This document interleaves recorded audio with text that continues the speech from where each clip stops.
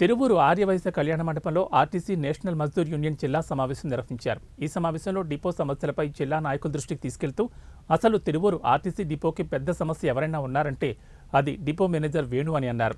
ఆయన యూనియన్ సభ్యుల మధ్య చిచ్చు పెడుతూ తనకు ఇష్టం వచ్చినట్లుగా వ్యవహరిస్తున్నారన్నారు. డిపో మేనేజర్పై ఉన్నతాధికారులకు ఫిర్యాదు చేయాలని సమావేశంలో నిర్ణయించారు. ఆర్టీసీ బస్సుల్లో సరైన సౌకర్యాలు లేవు. ముఖ్యంగా ప్రయాణికులను రాత్రి వేళల్లో క్షేమంగా వారి గమ్యస్థానానికి చేర్చాలంటే బస్సులకి సరైన లైటింగ్ లేదని మండిపడ్డారు.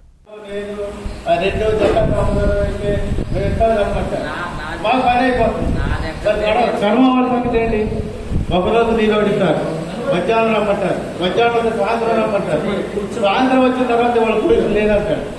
ఈ స్పెషల్ ఆటో ఉంటే ఈ రోజంతా అక్కడే రెడ్ లైట్లు మాత్రమే. మొన్న నేను ప్రసాద్ గారు పెడితే 2-3 మీ లైట్లు తెచ్చి పెట్టుకుంటున్నారు కదా, మీరు తెచ్చి పెట్టుకోండి అని అన్నారు.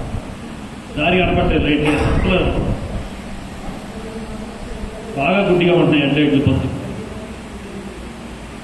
హెడ్ లైట్లు మార్పించేది కొంచెం మాట్లాడు.